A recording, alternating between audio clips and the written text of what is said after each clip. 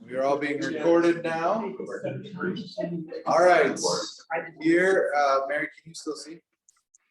Yeah. Okay. With this, with that there, can you still see? Can you see the screen? Okay. Yeah, we can see. Yeah, I see. I can't see through your head. I'm kidding. Yeah. All right, let's watch the recap. Yeah, I can see fine. Shortly after Solomon took over as king, God appeared to him and said, "Ask for whatever you want me to give you." Solomon asked God to give him wisdom, to know the difference between right and wrong. God not only promised to give Solomon wisdom, but great riches and honor as well. He ruled for many years, growing in wealth and fame. He also wrote down many wise sayings called Proverbs. Solomon planned to finish building the temple his father David wanted. When it was finished, Solomon and the other leaders sacrificed a huge number of animals in worship to God. In some areas, Solomon did follow what God told him, but in others, like worshiping other gods, he failed. Because of this, the kingdom of Israel would be taken from his sons, and they would not enjoy the peaceful, successful reign that he had.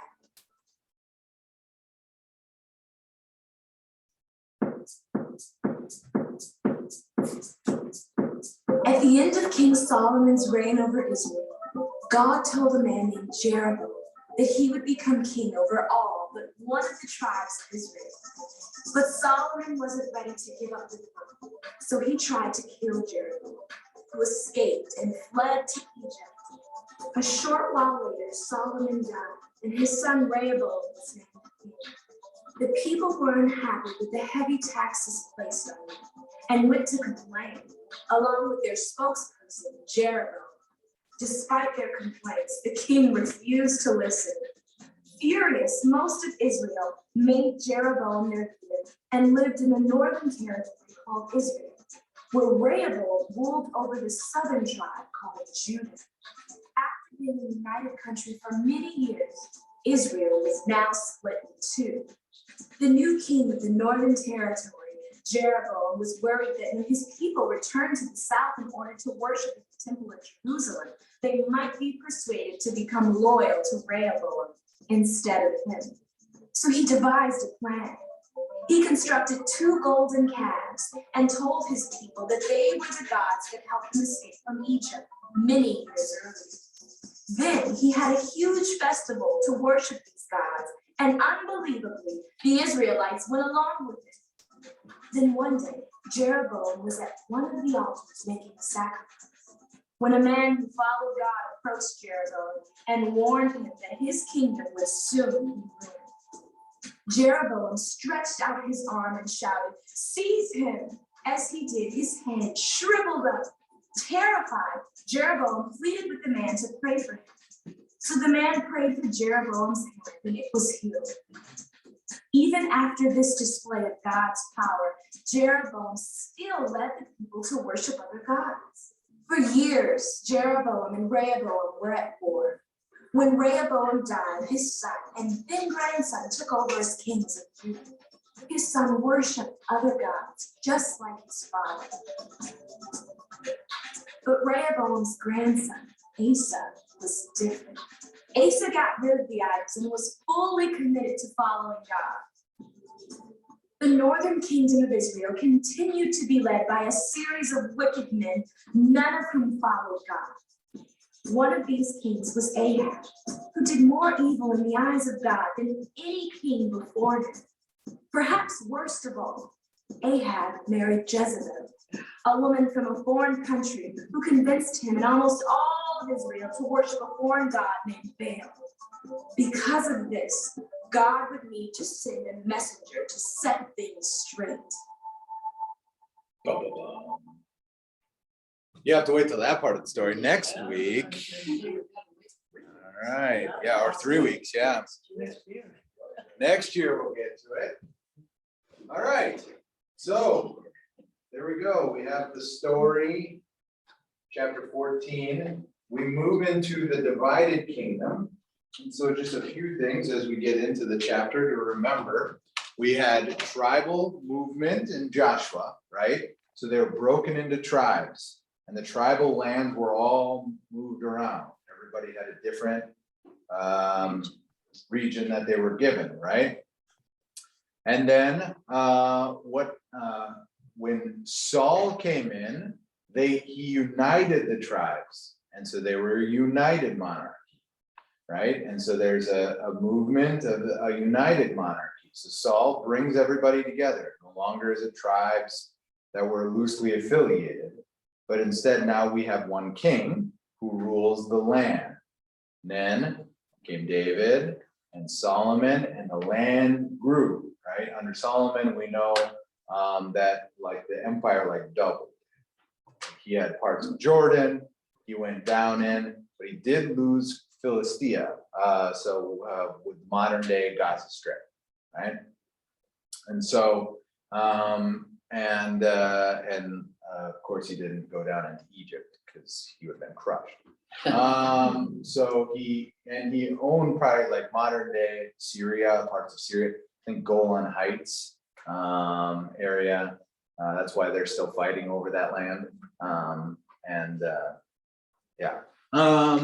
So now we have, this is the kingdom torn in two. So we have a divided kingdom.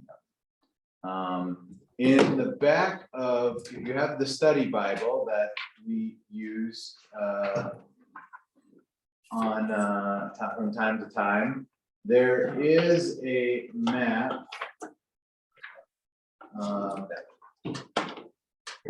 that shows all of this happening. Okay, so there's this map here, the good one. And it shows all of the tribal lands. Now, if you remember reading through Joshua, you can't always see can you see that even? Or not really? A little bit? Yeah, okay. So they got moved around, eventually they figured it out. Now, there are a couple tribes you're gonna notice that are not on here. Which tribes? Levi, because they are the priestly people, right? They take care of mostly the temple and then synagogues that were faced towards it. And who else is not in the 12 tribes? No, Benjamin is right here. He's up by Jerusalem. The other tribes. If you came to morning prayer, actually, you heard it in the psalm.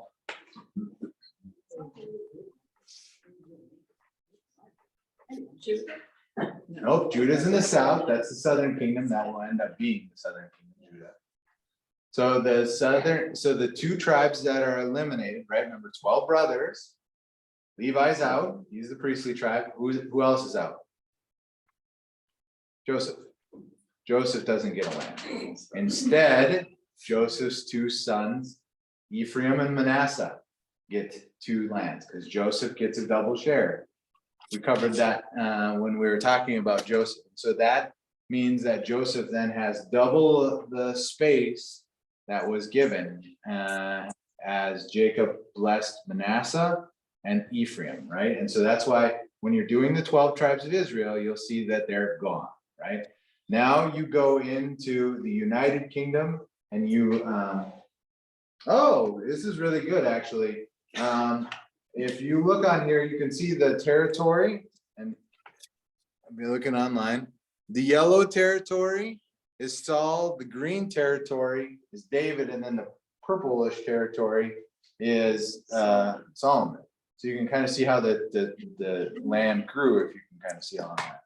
That's a really good map. They had a lot more territory than modern day Israel. And then the kingdom gets divided. And you'll see that. If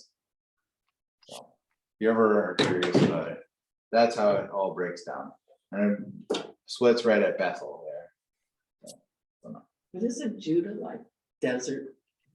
The Negev? Yeah, well, he gets Jerusalem. Well, yeah. And at that time, it was not. I mean, so we can't take our modern day Israel is very dry, right? At that time, I mean, we know this because the Dead Sea wasn't always dead. It was very lush, actually, right up along that space. And so the Jordan would go through it. So now south of the Dead Sea and anywhere in that kind of region in general is pretty dry and arid. And we know that maintains because things don't disintegrate there, right? So there's no rain. So we find things that are really, really old there because it really hasn't, it's all been preserved. So it's not really half and half. No, not even close. Israel takes vast majority of the northern kingdom is 2/3 of the kingdom. Yeah, 2/3. of the land. Yeah, but Jerusalem's the golden goose, right? It's the prize. So it's kind of like you can have all the rest of the stuff. At one point in time, that was the peace negotiation, was that they wanted to give Jerusalem, East Jerusalem, back to the Israelis, and the Palestinians would get Gaza and part of Egypt, actually. But they were like, we're not giving up Jerusalem. Like, they're not going to give up that site. So it was a non-starter. So that's kind of a like fun with maps piece of the puzzle, which is important. How many of you have ever studied this section of the Bible before? Yeah, this, don't feel bad about it, right? And I said this so many times, that this is the section of the Bible where even pastors get lost, right? And the story, which I think is a good resource, isn't exactly the most helpful in this because they move stories together. So imagine Marcia and I are telling the same story that we both experienced. Would we tell it the same way? No. So they take Kings and Chronicles and mash them together into making one story. And Kings and Chronicles are not the same book. They're different stories of the same text, which we actually are fine with. Think about it this way. We have two stories that talk about creation. We have 4 gospels that talk about the way that Jesus was on this earth. Like we are okay not having a single thread. We have, as Christians, and come to, that's an okay line for us because we take these different tellings and we can understand more deeply the story. Without Matthew, we don't have the wise, right? Without, as we're thinking of the birth narrative, right? John has its own way of doing it. Mark doesn't include a narrative. It's just the good news of Jesus Christ. And Luke is, of course, read every Christmas Eve forever and ever and ever, ever and ever. And there would be a riot if you didn't. So when we get into this piece of the story, it can get a little confusing. Now, this chapter and not the next chapter is going to be pretty easy because that is primarily focused in on Elijah, and that story is in Kings and pretty well known. But then we'll get into the fall of the kingdom and things along that nature. That's where we'll start to lose folks in terms of like what's going on. So Marcia actually asked me about this, and so I printed this little chart out. It is not 100%, right? It's an interpretation because that's what has to happen on any of these texts. So this is a good chart because it helps you kind of put things in order that can feel like chaos, right? So if you're a spreadsheet guy or gal, you'll like that. And I can email this to you so that you can have access to it. Thank you. Yep. Hey, Pastor So, Tim. Yeah. Yeah. So that kind of brings me to the question too. I'm kind of confused where I actually am in the Bible when I'm reading the story. Good Is there point. some way we can Or maybe I'm just missing it somewhere. I don't know where I am. In the I back know of the me- in Oh, the okay. back, you have 494. 494, the chart of references. Yeah, See- I'm turning there. Okay, 494. Oh, okay. You know, I looked in the back and I totally missed those pages. Thank you. Yep, and so that helps you if you're ever wondering, like, is this really scripture? The answer is yes, and so we're gonna move into a section here where you see we're in Kings, and but then like the kingdom's fall is kind of all over the place. We're in and out of different books. We're in prophets, and then we have Daniel, which that's pretty much Daniel. Then Ezra Nehemiah is again. It's actually one scroll that's gotten split up, but that's more of a narrative text as well. And but we'll be back into that, and then soon and very soon we'll be in the New Testament again. Soon and very soon.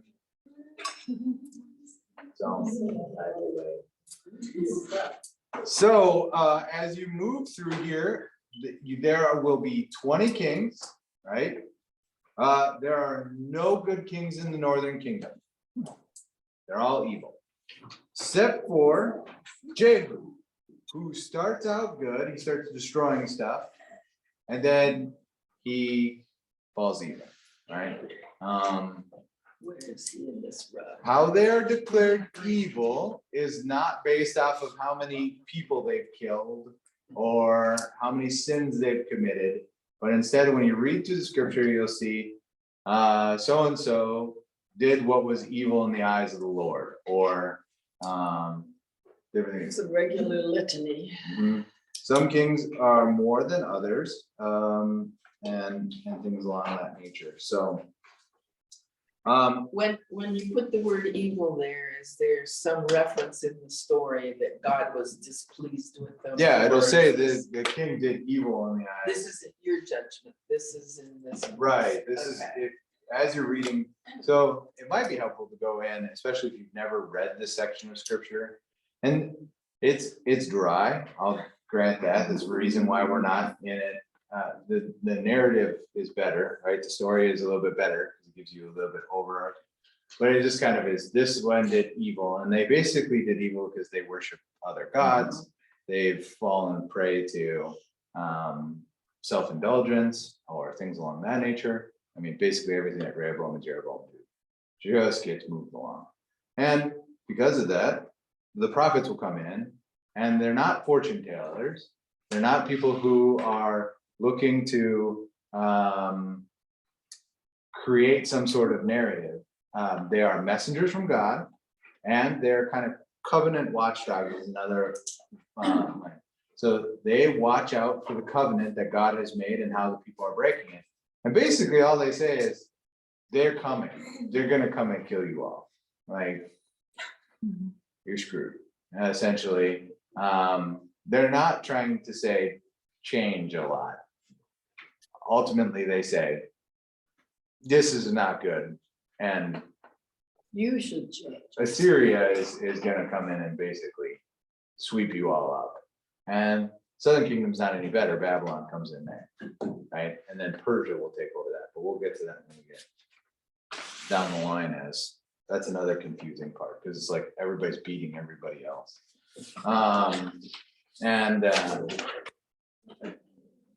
It gets more confusing.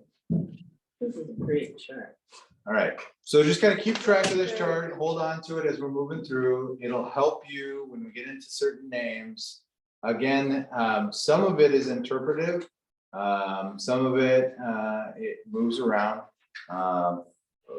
Book of Daniel, you really don't have an idea of when that book was written. Some people put different parts. So like Jeremiah is actually like a quilt. It's not all written at the same time. And we know that because it itself has like ADHD. It like moves around. And so talking about this, and all of a sudden like we're way over here within the same scroll. So it's like, think of it more like a quilt. So you can't put it all in the same spot. Joel really isn't known where it is. That's just a guess or a statement. Jonah, same thing. if Jonah was written actually, and this is a whole nother statement, if Jonah was actually written as an actual prophet, and not something more of like a warning tale to warn people, we don't know when that was actually written. Does that make sense? So, but overall, this keeps you in the range, right? It's more of like a guideline. Keeps you kind of down that line. I would hope to be, have been a citizen of Judah. Well, you have more good kings than bad kings. Yeah, But it's like, I would want to be either one, because it seems like all they do is war constantly. well, Well, like to live in hello, that. what do we do? no, not with each other typically, but Right. not at not least, with each other. not at least with guns and battle. We do it with social media and other ways that we decide that we want to fight each other. So. But it's Christmas time, right? It's Christmas time. Happy. All right, so these are just some of the pieces of the puzzle I wanted to lay down, because if you don't understand some of the foundational pieces of where we're at, this stuff can be really confusing, and you can find yourself going, huh? And yeah. So Israel and Judah had two different sets of prophets on each side, so Yeah. like Elijah never went here. Right, They just went to this. they were northern prophets. Okay. Elijah and Elisha.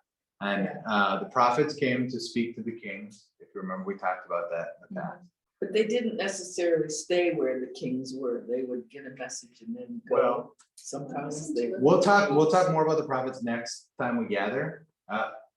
It's fascinating, right? How the prophets think Moses, and there's some like interposing there about in terms of being the communicator for God. Not an easy role. And oftentimes, sometimes they would take the matters into their own hands. Didn't work out well, right? And Elijah is really, I'm glad we have a whole chapter on Elijah. He's the best. But Jeremiah is good too. But Elijah really is one of those kind of, you really get a good sense of, I took a whole semester on Elijah. So I've really studied them. And I really like Elijah. So it's way more complicated than the story makes it, but don't skip that week, because you're like, oh man, I'm not gonna get into that with him. Like, we'll make it not so deep, but there's some fascinating stuff with that. And of course, Elijah is the prophet that's mentioned in Malachi, who is the coming of John the Baptist, as Jesus proclaims just in our last gospel. That's for John. All right, so moving back then to our spots, we continue page 192. 192, the chapter before. This is a good example of what we were talking about with good and evil. Karen was talking about that. So the first paragraph, last sentence. First paragraph, 192, first paragraph, last sentence. So Solomon did evil in the eyes of the Lord, right? So Solomon starts out good. Of course, there's lots of failures that he has, but ultimately he does evil in the eyes of the Lord. He doesn't follow things. And so since he does evil in the eyes of the Lord, he doesn't get to continue to have the reign in this. Now, the real struggle that we have here is that 2 Samuel 7 told us that from David's house, we would have a Messiah.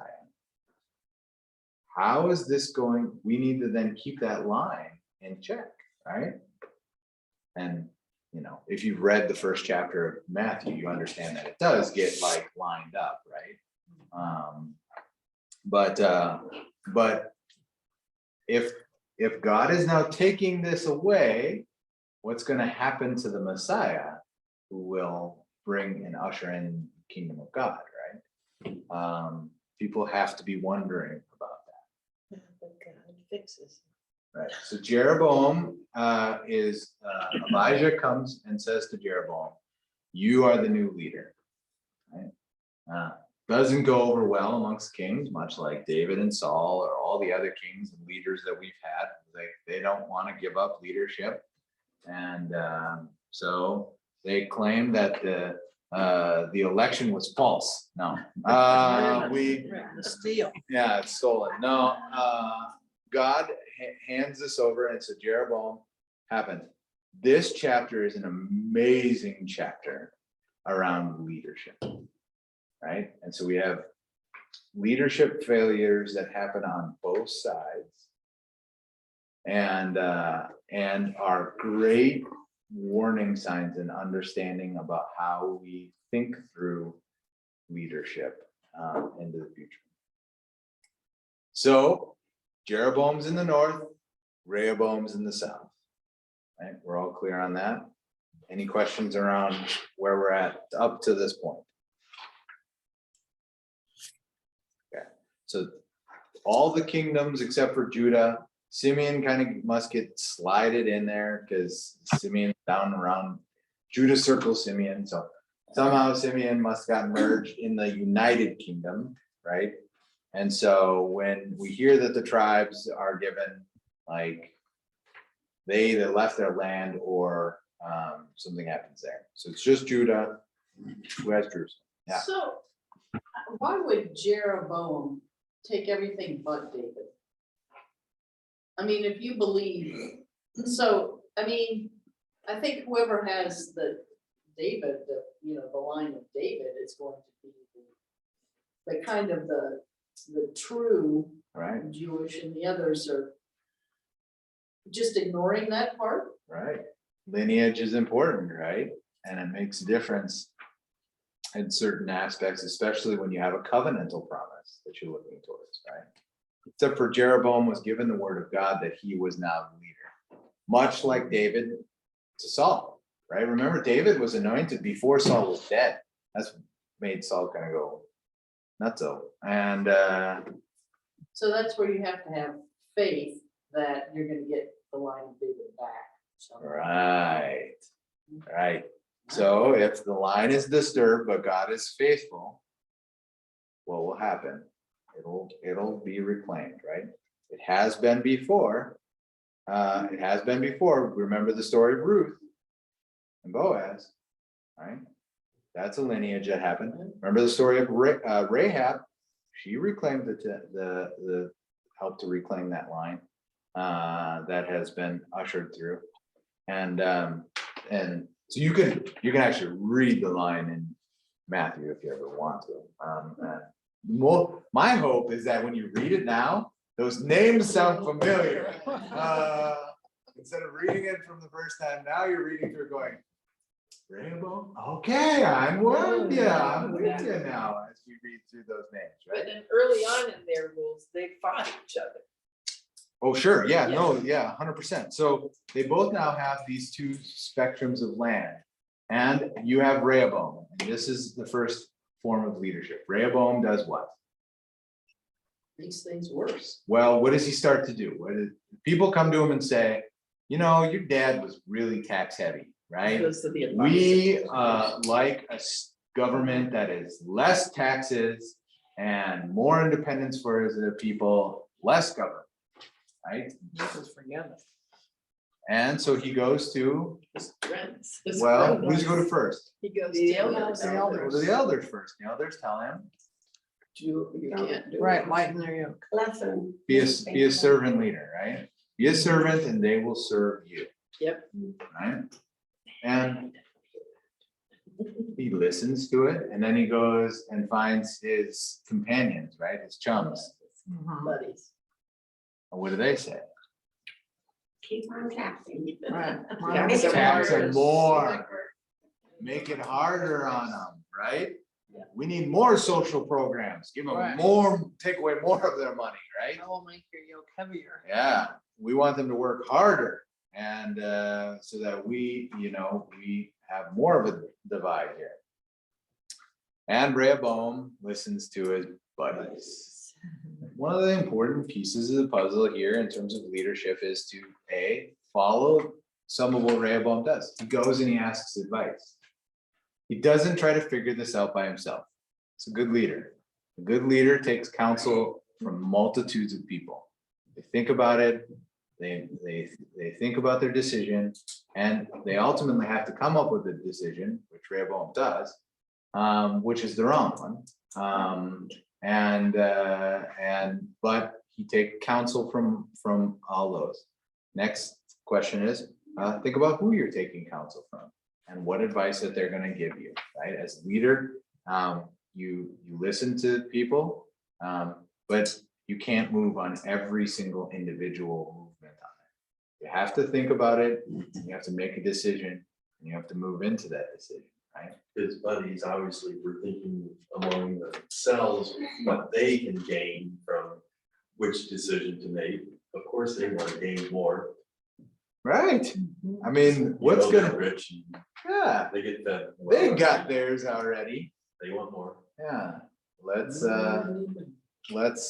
figure out a way that we can get ours, right? And they can say that because they aren't the ones to make that final decision. Right. They aren't the ones that get all the arrows pointed out. Yep, yep.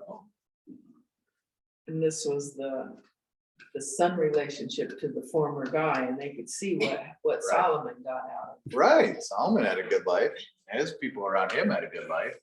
Although it sounded like the rest of the people didn't have such a great existence. So they Rehoboam follows that. Now Jeroboam, kind of the opposite, he is given the line from God, and then he comes in and says to Rehoboam, hey, you need to like, this is not a great idea. Let's move along, follow kind of what the people can do, and then we can go from there. And anyway, he gets kicked out, and Jeroboam and Rehoboam split. Jeroboam takes the northern kingdoms, and what's his failure of leadership? Other gods. You know, well, kind of. We're gonna worship those cows. Yeah, so what he does is, he is not patient. God has given him the line. God has said, you will now be the ruler. But what happens? He looks across the line and he says, ooh, see that Jerusalem there? That's a mighty shiny penny over there. And if I let my people go to Jerusalem, which I need to, they're gonna get lured in by Rehoboam and, you know, his charismatic ways or whatever it might be that he feels like he's gonna lose them. And instead of being patient, instead of thinking around ways about this, right, what does he do? He moves preemptively and creates other gods, right? He creates 2 golden calves. Wonder if there is a link in the golden calves. Have we heard of that anywhere in the story up until this point, right? Yeah, oh yeah. I'll pop the golden calf, remember? It just made itself. It's amazing. I put all the gold in there, poof, out comes this golden calf. It's the magic of it. Right, yeah, and so here we have one in the northern spot and one in the southern spot delineating this is where the kingdom is. And so the northern tribes of Israel could go up to the north, the southern tribes of Israel, the northern kingdom, could go down and worship in the spot. But he just keeps doubling down. Right? He makes a bad decision and he just keeps adding to it. Right? He adds more high place worships. He adds more priests and priestesses into this. He starts to just keep doubling down. And a good thing for leadership is when you've made a bad decision, is to not keep doubling down on the bad decision. Right? FTX, if you've been following the news, right? Don't commingle your money, right, with other industries. Enron, those types of businesses, they just, it's called the sunken cost fallacy. If you're looking in economics terms, and you're wanting to do it, means like, once you've invested in something and it's not working, because you made the investment, you feel like you have to keep making investment. That's a problem. Las Vegas has made lots of money off of this, right? It's the same delineage. You think you're gonna get your money back, just put a little bit more in, just put a little bit more in. It's all gonna turn eventually. The ship is not turning. And who do you have in your realm then that helps you point that out, right? And so both Rehoboam and Jeroboam are leaders and have a lot of failures, but we can learn from those in our own spheres of leadership, where we are called to be a leader in this world, in your own lines. What are the things that sometimes you get a little too headstrong from, and you follow your own path? And because of that, both of them will lead to ruin. Now, God does stop them from like warring against each other, right? Rehoboam gets an army. He's like, I'm going to take them back. God says, no, right? Don't do that.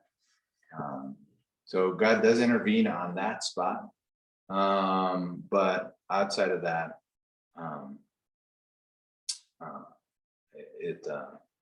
they kind of just don't like each other and live. And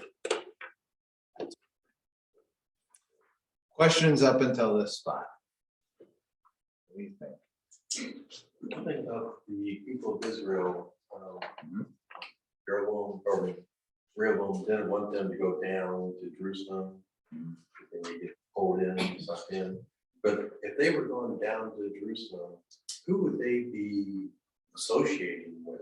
The temple. The temple, yeah. Oh, not the common, well, they're down. They'd be going to give sacrifices and offerings. To And the that's temple. where they would only hear. Well, then, the good yeah, stuff. right, Rehoboam. Well, this is all something Jeroboam says, right? I mean, this is what his thought process is on this, is like, oh, well, he's gonna, coerce my people to leave me and come back. And But if they went down there and they were getting food at the market and everything, they would be Yeah. talking with those people and. Yeah, they it's- have a good feel for that. it's not like a clean, unclean thing. It's more of the tribal, like side. This is my side, your side. Okay. Oh, you're a northern kingdom. It becomes part of the story when everybody comes back off of exile. And then there's still some people who are left there. It's kind of like, you're not really us.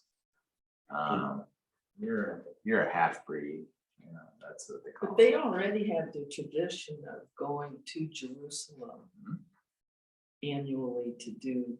Multiple times. Yeah. Yeah. Each of the different harvests, the barley harvest, the wheat harvest, all those have And a then the offering. Levites would bless that. So I could see where he would be worried about them picking up on, because that's like, we think of it like family reunion times, Sure. parties and stuff like that. So, Yeah. It's a lot better down here in the Southern Kingdom. Yeah. It's interesting. So there's kind of, that's where we're at now. We keep moving down.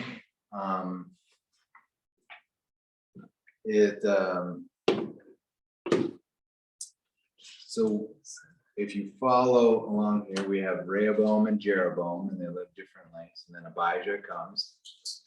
And also not so great, we had him. And Shemaiah was their prophet, and he was the one that said, don't fight each other. Remember that. And then we get Asa. And for the Southern Kingdom. Right? Asa is in our book. And Asa is a good king. for about 50 years or so. Well, no, that's good the whole time. So they have one period there of really. They'll have 8 periods of good. Good. Good. Yeah. Out of 20 and 20, 0 out of 20, good. 0 out of 20 kings, good in the north. 8-ish out of 20. That's more interpretive again. Depends on how you want to count a good king. Does he have to start and end good? Or is it turn good? Or is it good at one point in time and then turn evil? It all depends on how you count good. So.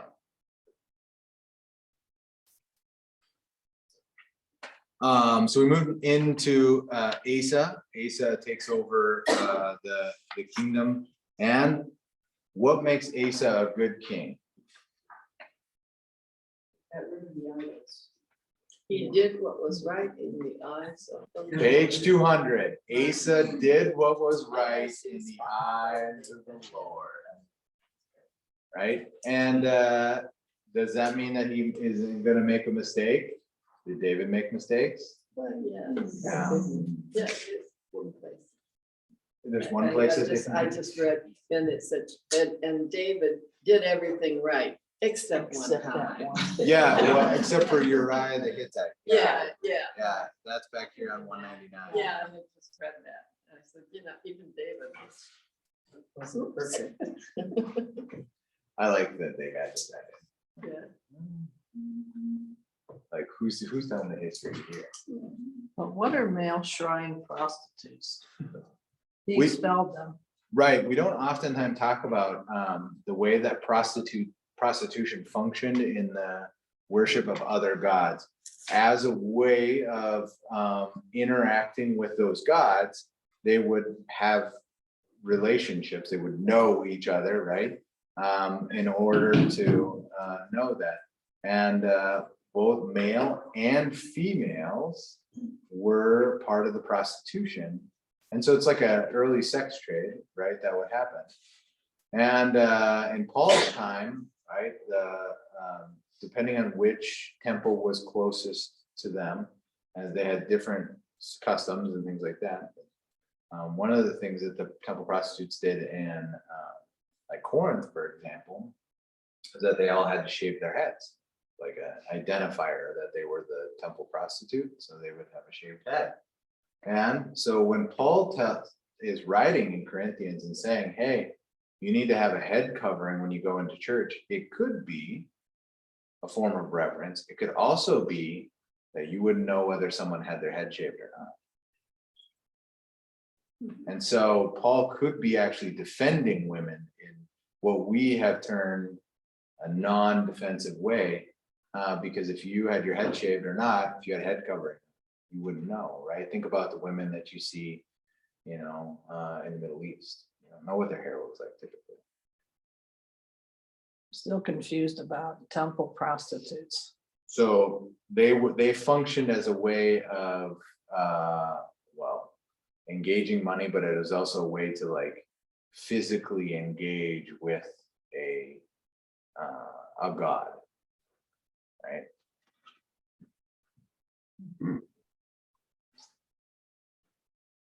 So the male and the female, and that's not just here. I mean, that they happen.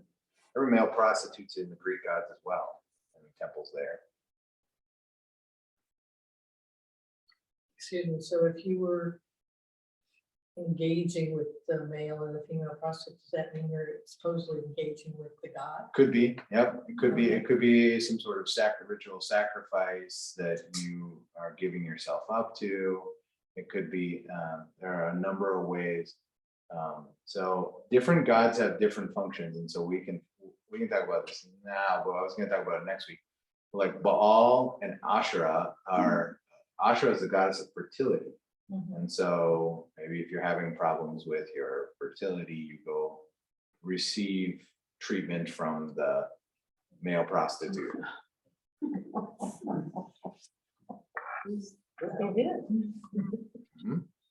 And so, And it might miraculously happen. yeah, no, that's amazing.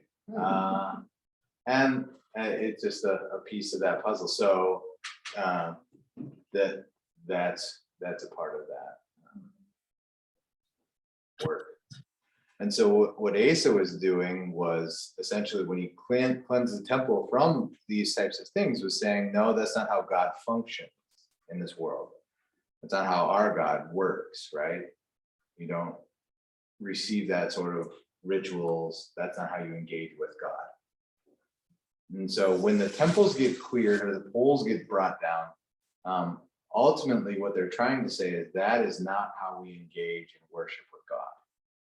And so all of these things, all these different ways of doing it are pushing out, this is idol worship. You're creating for yourself a way to engage in God, and that's not what God wants. But weren't fertility rites or whatever services, traditions very common across all the different cultures? Sure, yeah. Yeah.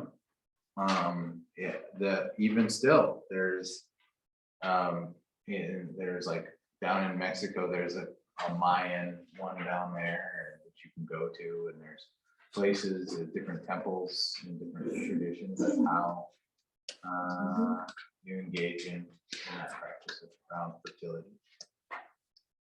Yeah. Fertility means the tribe will continue. It's pretty important. Yeah. Babies. So, what other questions? We have a couple more minutes, or we're out of time.